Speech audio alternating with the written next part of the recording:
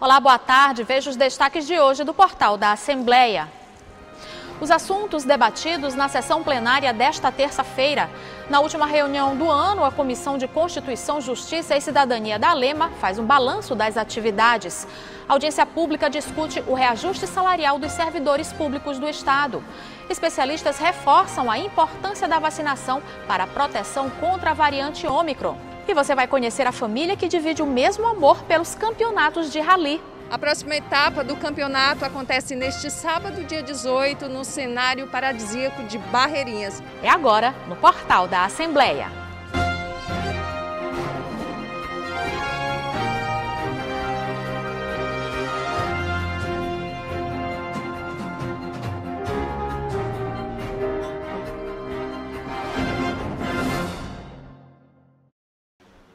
O presidente da Assembleia Legislativa, deputado Otelino Neto, anunciou nas redes sociais um benefício de R$ 500 para os servidores da ALEMA. Nós vamos conversar agora ao vivo com o repórter Ronald II, que tem mais detalhes sobre o assunto. Boa tarde, Ronald. Muito boa tarde, Eli Coelho, boa tarde a você e a todos os telespectadores da TV Assembleia. Perfeitamente, o presidente da Assembleia Legislativa do Estado do Maranhão, deputado Otelino Neto, fez o anúncio por meio das suas redes sociais. O chefe do Legislativo Estadual destacou que agora mesmo, em janeiro, primeiro mês do ano de 2022, todos os servidores do Poder Legislativo maranhense vão receber R$ 500 em parcela única na forma de auxílio alimentação. O benefício, ainda segundo o presidente, foi sugerido pelo Sindicato dos Servidores do Legislativo e acatado pela mesa diretora do Parlamento maranhense. O presidente Otelino Neto acrescentou ainda que essa é uma forma de reconhecimento pela dedicação dos servidores e de colaborar na superação das dificuldades impostas pela crise econômica e pelo aumento da inflação, com a consequente perda do poder de compra. Esse foi um anúncio, portanto, feito ontem pelo presidente Otelino Neto, R$ 500, portanto, como um auxílio aí para os servidores da Assembleia Legislativa do Estado do Maranhão. E nós tivemos sessão plenária hoje, Eli Coelho, uma sessão plenária bastante movimentada, muitos assuntos da tribuna, e eu até registro que um projeto de lei de autoria da deputada Betel Gomes foi aprovado em segundo turno, já segue para a sanção do governador Flávio Dino. Esse projeto tem como objetivo garantir gratuidade de passagens dentro do âmbito do Estado do Maranhão, ou seja, passagens intermunicipais a pessoas com idade superior a 60 anos. Também a sessão foi marcada pelo retorno do deputado Márcio Neiser, que estava licenciado do cargo aqui da Assembleia Legislativa, inclusive assumindo aí à frente do comando da Secretaria de Desenvolvimento Social. Eu tive a oportunidade de conversar com o deputado Márcio Neiser. O parlamentar falou que retornou temporariamente ao Parlamento maranhense com o objetivo de participar de algumas votações importantes, de algumas matérias que tramitam neste momento no Parlamento Estadual. Além disso, o pequeno expediente foi recheado de pronunciamentos. Nós vamos acompanhar mais detalhes sobre a sessão plenária que acabou agora há pouquinho aqui na Assembleia Legislativa do Estado do Maranhão. O deputado Wellington do Curso pediu aumento do reajuste salarial anunciado pelo governo do Maranhão em benefício dos servidores públicos estaduais. Uma luta permanente e carinhosamente o reconhecimento dos servidores públicos, como foi ontem na audiência pública. E eu destaquei que o governo do Estado mandou uma mensagem para a Assembleia Legislativa concedendo reajuste. O deputado César Pires fez denúncias relacionadas a uma suposta apropriação irregular por parte do governo do Estado de um terreno de propriedade da Universidade Estadual do Maranhão, em Bacabal. É um absurdo, senhor governador. O senhor está se apropriando de um terreno que não é seu, não é do Estado, é da unidade da fundação que cedeu para a UEMA. Está fazendo equivocado, destruindo o terreno que poderia, volta a frisar e reafirmar, que poderia ser utilizado de forma melhor. Senhores, vou encaminhar ao Ministério Público, para que o Ministério Público possa tomar devidas providências ao Tribunal de Contas para analisar como é que foi feito o processo licitatório. O deputado Zé Inácio Lula participou de maneira remota e destacou o anúncio de obras para a cidade de Grajaú. O governador Flávio Dino, em companhia do seu secretariado, de vários deputados da classe política, com a presença do prefeito Messiel Arruda, anunciou várias ações para Grajaú.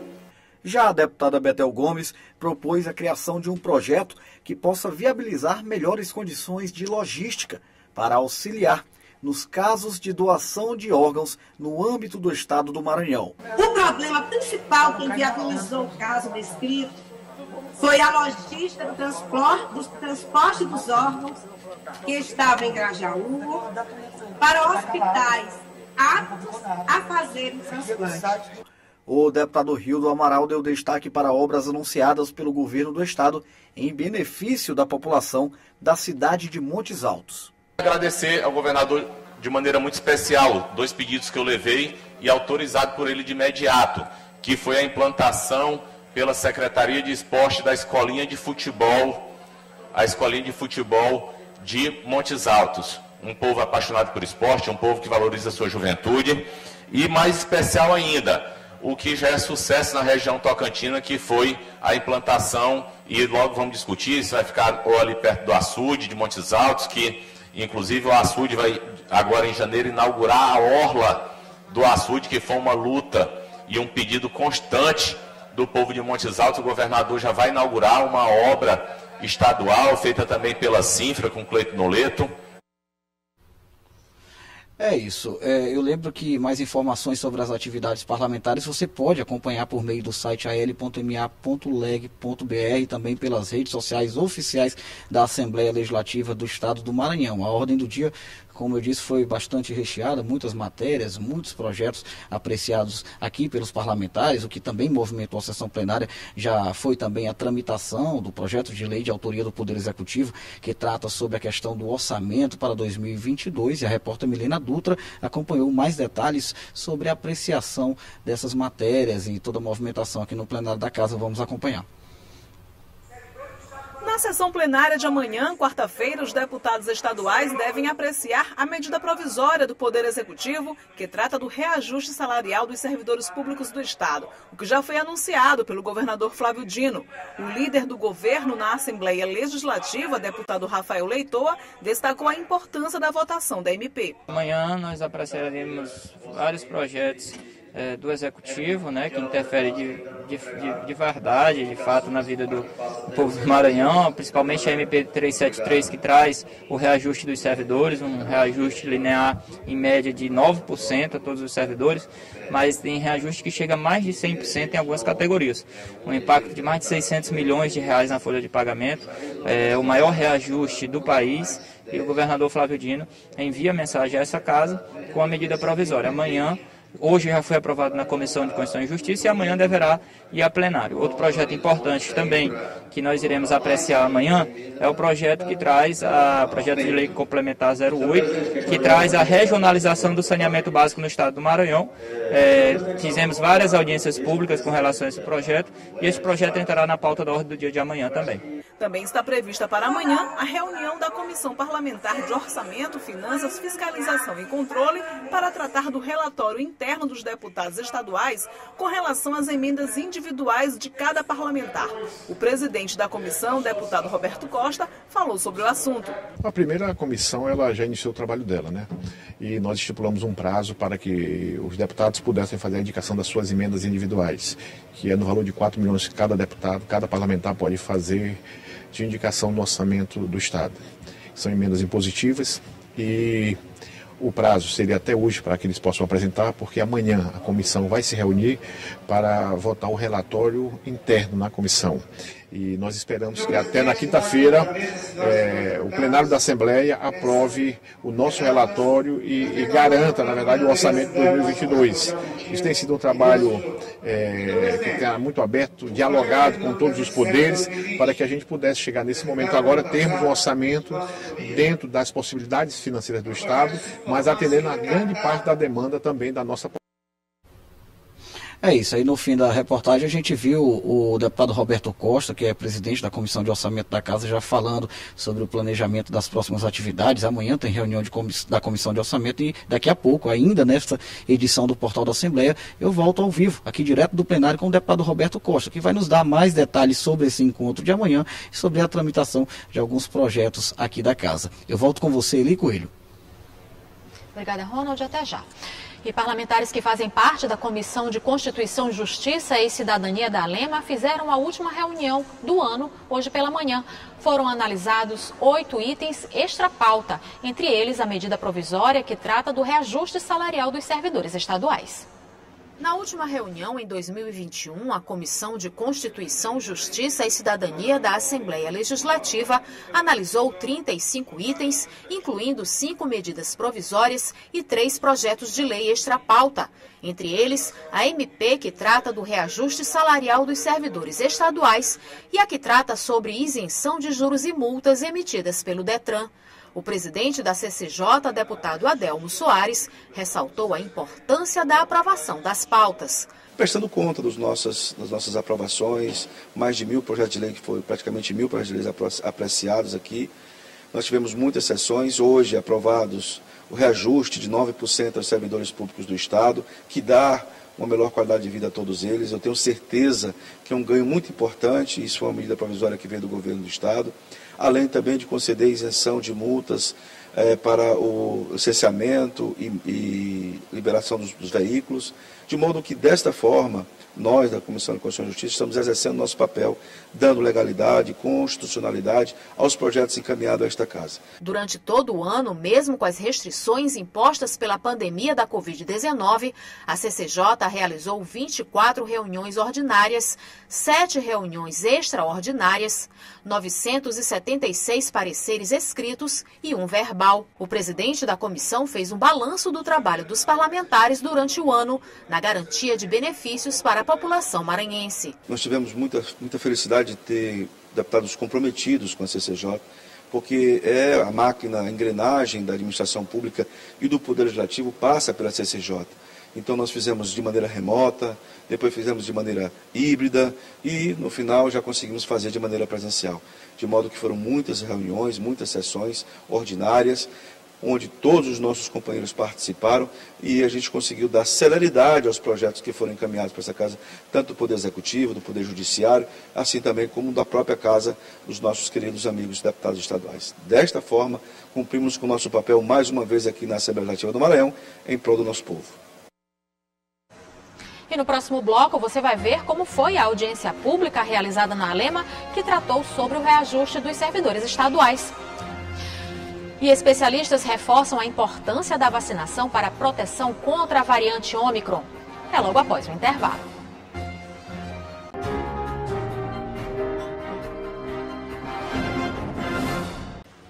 Uma audiência pública realizada na Assembleia Legislativa e coordenada pela Comissão Parlamentar de Orçamento, Finanças, Fiscalização e Controle debateu sobre as reivindicações dos servidores públicos do Estado.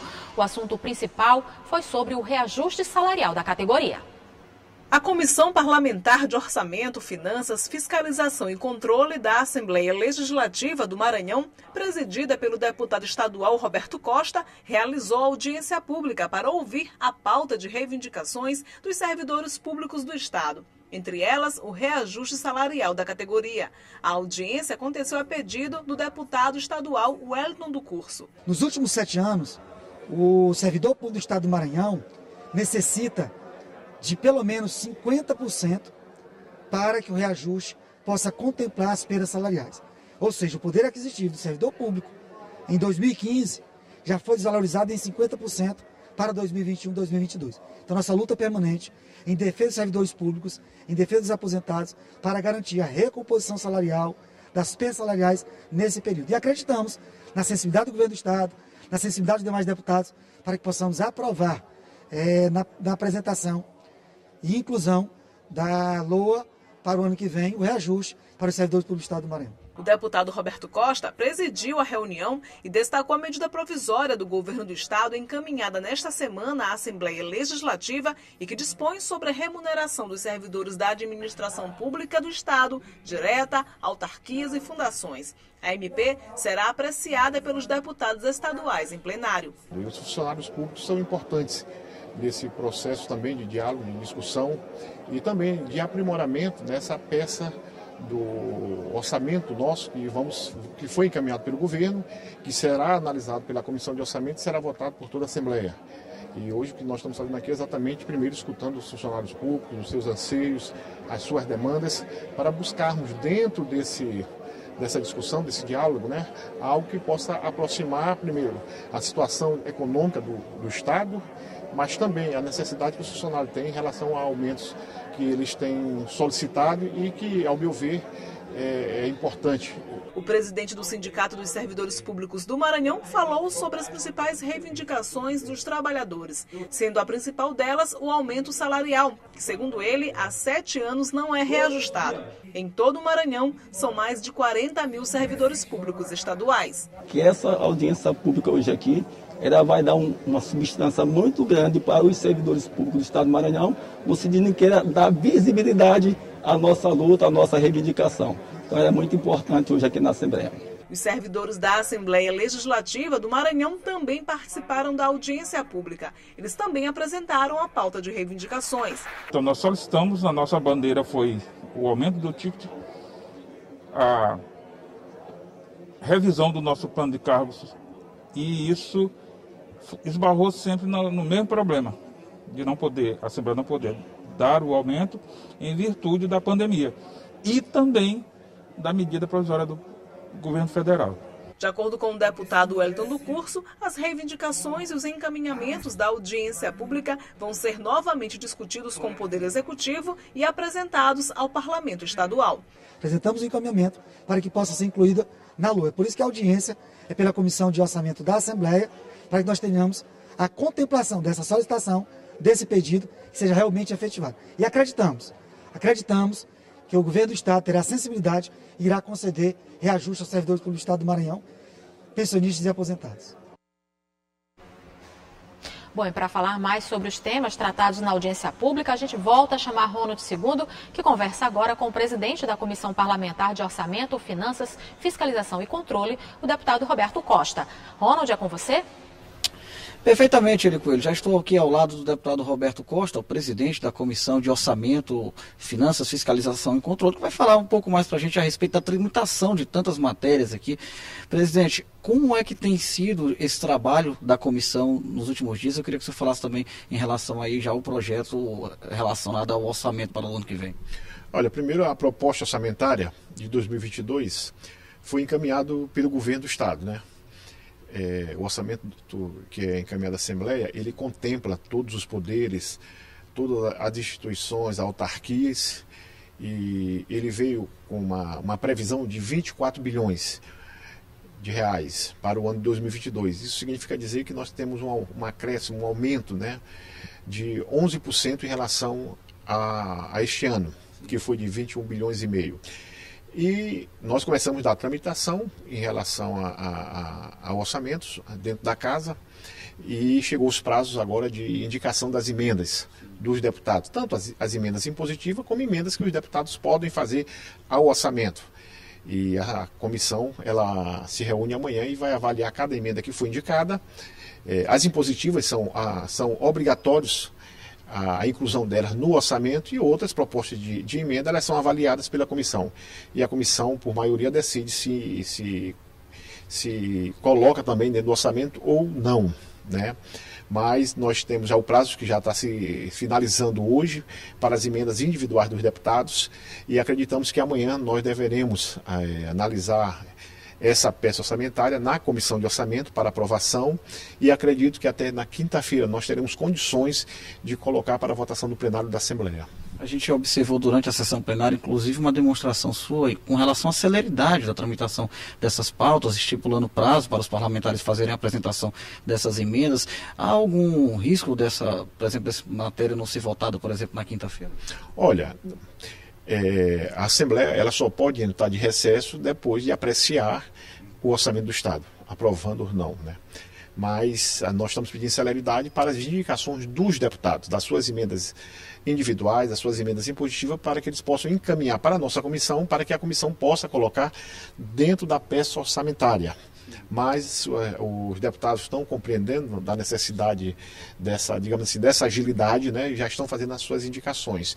E também porque nós temos também ainda antes do recesso, que votar também a medida provisória 373, que foi encaminhada pelo governo do Estado, pelo governador Flávio Dino, aonde essa medida provisória garante o aumento em média de 9% para o funcionário público.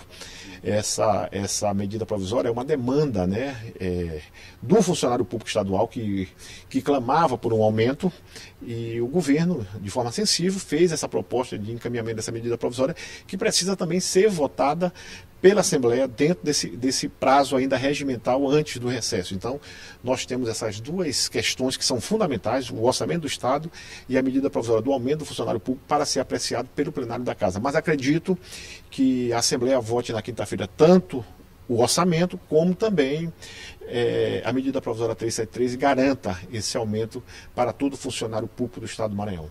Agora, deputado, quando se fala nas emendas individuais, é possível destacar valores, só a nível de esclarecimento do nosso telespectador? As emendas, os deputados, nós temos um índice que qualifica o valor das emendas para cada ano, né?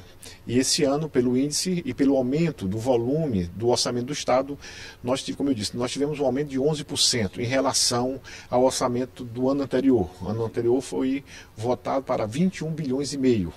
E esse ano nós teremos uma proposta orçamentária de 24 bilhões de reais. E isso faz com que também a emenda do deputado, que é impositiva, ela também tenha um acréscimo em relação ao ano anterior. Nós tivemos, ano passado, cerca de 13 milhões e 100. E agora nós tivemos esse aumento de 900 mil a mais para cada emenda parlamentar, que ficou na ordem de 4 milhões. Mas é bom que a gente destaque que essas emendas dos deputados são emendas também de investimento, que os deputados eles colocam nos municípios, eles colocam para fazer obras, para que ações da própria prefeitura, onde eles têm uma atuação política também dentro de cada município, eles colocam também, por exemplo, parte dela dentro do próprio governo do Estado, para a execução direta de obras que são fundamentais também na vida da população e para os municípios do Maranhão. Então, é um acréscimo, na verdade, de investimentos que a Assembleia faz através das suas emendas impositivas no orçamento do Estado. Deputado Roberto Costa, muito obrigado pela sua participação aqui no portal da Assembleia. Portanto, Eli Coelho, conversei com o deputado Roberto Costa, presidente da Comissão de Orçamento, Finanças, Fiscalização e Controle. Expectativa já para a reunião da comissão que acontece amanhã pela manhã, e claro, nós vamos acompanhar tudo de perto para poder levar todos os detalhes aos telespectadores da TV Assembleia. Eu retorno com você. Obrigada, Ronald, pelas informações. E de acordo com os dados do Ministério da Saúde, já foram notificados mais de 10 casos da variante Ômicron no Brasil. Por enquanto, não há registros da variante no Maranhão, mas os especialistas alertam da importância para a vacinação para garantir a maior eficácia de proteção contra a doença. Segundo o Ministério da Saúde, até o último domingo foram identificados 11 casos confirmados de pessoas contaminadas com a variante Ômicron no Brasil. A novidade fez a nova dose de reforço contra a Covid ser adiantada nos postos de vacinação. Aqui em São Luís, por exemplo, quem tomou a segunda dose da vacina há pelo menos 4 meses já pode tomar a terceira dose. Todas as pessoas que se enquadram dentro daqueles indicativos para receber a vacina podem estar buscando qualquer um dos 5 pontos de vacinação para receber a sua dose de reforço. Lembrando também que ainda está disponível as primeiras doses e segunda dose para quem ainda não realizou. De acordo com a Organização Mundial da Saúde, a Ômicron tem sintomas mais leves, mas se propaga bem mais rápido que os outros tipos. E as pesquisas sobre as vacinas mais eficazes contra a nova variante ainda são recentes. Mas estudos preliminares apontam que os imunizantes AstraZeneca e Pfizer já apresentam maior eficácia de proteção contra a Ômicron, em torno de 70%. Geralmente a dose de reforço é a Pfizer, mas tanto a AstraZeneca quanto a Janssen são reforços tão eficazes quanto e devem ser feitos à medida da disponibilidade local. Tá? Se você tomou a vacina Janssen em 2 meses, você tem que tomar um reforço, em 5 meses o outro reforço.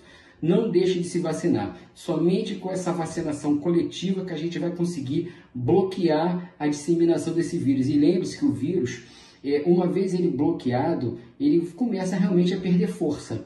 e, consequentemente, menos mutações e, de alguma forma, a gente vai mantê-lo sob controle. Segundo os especialistas, a terceira dose de vacinas contra a Covid-19 pode aumentar de forma significativa a proteção contra a variante Ômicron, especialmente para casos leves. Este médico destaca a importância do reforço das vacinas. Os estudos têm mostrado que a partir do 5º mês há uma grande queda dos níveis de anticorpos neutralizantes e isso favorece com que haja um risco de reinfecção.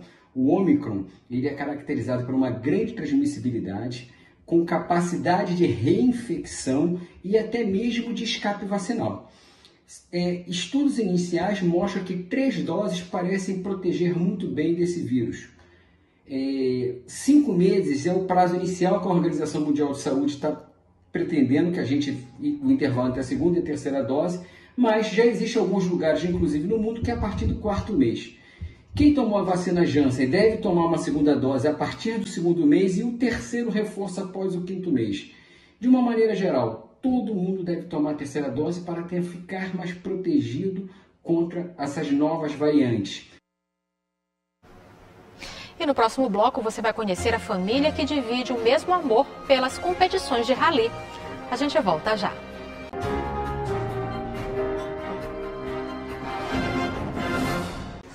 Até o dia 19 de dezembro acontece em São Luís a 16ª edição da Semana do Teatro no Maranhão, que tem por objetivo promover a cultura e a troca de conhecimento entre artistas maranhenses. As apresentações acontecem em vários espaços da capital e podem ser acompanhadas de forma híbrida. A programação conta com mostras, contações de histórias, espetáculos e oficinas. Mais informações podem ser conferidas nas redes sociais do Teatro Arthur Azevedo. As aventuras em 4 rodas proporcionadas pelos campeonatos de rally são combustível para uma família no Maranhão. Os filhos Elias e Laura resolveram se juntar ao pai Giovanni nos campeonatos de rally e a dedicação já rendeu pódio. Pai, filho e filha. Família que corre unida conquista pódios unida. E olha que a participação do Giovanni, do Elias e da Laura nos ralis começou depois que o Giovanni enfrentou a Covid-19. Eu já fazia passeios de 4x4 e aí gostamos muito da aventura, né? E aí surgiu um convite do pessoal do grupo lá, um treino para entender um pouco mais de como é que funciona o rally. E aí quando eu voltei, eu tô vindo na verdade de uma Covid, né? Quando eu saí, disse, não, vou aproveitar um pouco mais e vou levar as crianças para se divertir, para a gente ter um pouco mais de interação junto com a natureza, coisa e aproveitar um pouco mais da vida, né? E aí a gente começou a entrar nesse sistema, fizemos uns treinos com a equipe do Maranhão Rally, alguns treinamentos que eles deram pra gente, e aí gostamos, continuamos e estamos aqui. Hoje já é pai, começou eu e meu filho, e aí a gente já trouxe a filha também, gostou, viu, fez uma prova com a gente, gostou muito, e aí despertou o interesse nela e hoje está aí. A gente é uma equipe de pai e filhos aí interagindo. A decisão do Giovanni aproximou os filhos do esporte. Com o intuito de se divertir, convidou o Elias para navegador e, para a alegria de todos, a dupla venceu a terceira etapa do Campeonato Maranhense de Regularidade, na categoria Carros Turismo. É um pouco desafiador para mim, principalmente porque eu sou surdo, né? E é a questão de comunicação entre mim e meu pai. E é a parte mais complicada da minha vida, é ter comunicação com as outras pessoas. E no rally, isso trabalha bastante com isso. Eu tenho que comunicar tanto com meu pai, quanto ele tem que comunicar para mim. E no rally eu me sinto na paz, sabe? Você entra num mundo onde você não se preocupa com nada, somente com aquela prova. E é por isso que eu gosto bastante do rally. A Laura também participou da terceira etapa do rally como navegadora da Ilhusca. As duas também venceram na categoria Carros Iniciantes. Ano que vem, o Elias se aposenta para enfrentar outro desafio, o ingresso em uma universidade. A Laura vai herdar o cargo do Elias para, no futuro, se tornar pilota. Ano que vem eu espero dar continuidade com meu pai e vai ser um momento muito bom, porque a gente vai não só competir no Maranhão, mas em outros lugares também. E sim, no futuro eu penso, e se der, vai ser eu e meu irmão como dupla, porque a gente tem esse negócio, eu quero muito ser pilota e o Elias como navegador, e a gente quer tentar manter isso no futuro. Porque é um momento que, quando a gente ingressou, a gente não quer mais parar. O rally é algo que isso se envolve e não para mais. A aposentadoria do Elias está prevista para depois do tradicional campeonato de rally Pior Será. Os dois também já participam de competições em outros estados. A expectativa agora é a última etapa do Campeonato Maranhense de Regularidade. A próxima etapa do campeonato acontece neste sábado, dia 18, no cenário paradisíaco de Barreirinhas, lugar onde a família da Poeira promete acelerar muito. A expectativa está às melhores e a ideia nossa é brigar realmente pelo pódio agora, já que a gente já está em terceiro, vamos ver se a gente briga pelo campeonato. Mas tem muita gente boa, tem muita equipe boa, tem pessoas profissionais participando e a gente está ali juntamente com eles aprendendo, né? O João Afro é um dos organizadores do Maranhão Rally. A iniciativa pretende incentivar competições off-road no estado. Eu e Arthurzinho, a gente já compete a nível nacional já faz tempo, né? E a gente, nessas viagens que a gente faz junto para competir fora, a gente estava comentando que aqui no Maranhão não tinha esse tipo de competição, né? E a gente queria muito resgatar isso, já tinha tido, né? Um tempo atrás um grupo de pilotos se reuniu para tentar fazer, mas acabou que eram vários pilotos e não tinha organizadores, né? Então acabava que eles tentavam organizar, mas nunca conseguiu ir captar recurso, nem ir atrás de patrocínio para bancar as provas, né? E a gente, eu e a Arthurzinho, a gente conversou e falou, cara, vamos tentar, né? Como a gente já corre fora, a gente não precisa estar correndo aqui, né? Então a gente pode, em vez de correr, organizar essa parte de captação de patrocínio, que é muito importante, né? A gente precisa dos patrocinadores para estarem participando, para estarem apoiando o esporte, e a gente decidiu fazer, e foi sucesso. No Maranhão Rally, competem carros nas categorias graduados, turismo e iniciantes Mazuki. Também motos, UTV e quadriciclos. Quem quiser ainda dá tempo de participar desta edição. Pode acessar nosso site, né, www.maranhãorally.com.br. Lá você se cadastra primeiro no site. Depois que você tiver cadastrado, você consegue fazer a sua inscrição para o evento. As inscrições vão até quinta-feira, véspera da prova, se eu não me engano é dia 16 ou é 15, desculpa a falha de memória, mas qualquer pessoa pode se inscrever, tem que ter um carro 4x4, principalmente Barreirinhas, que a gente vai pegar um trecho. Arthurzinho podia ter falado também essa parte de, vai ter um areião bem grande lá, um trecho bem grande de areia, Barreirinhas, né? Que a gente obrigatoriamente tem que ter carro 4x4 para passar por lá.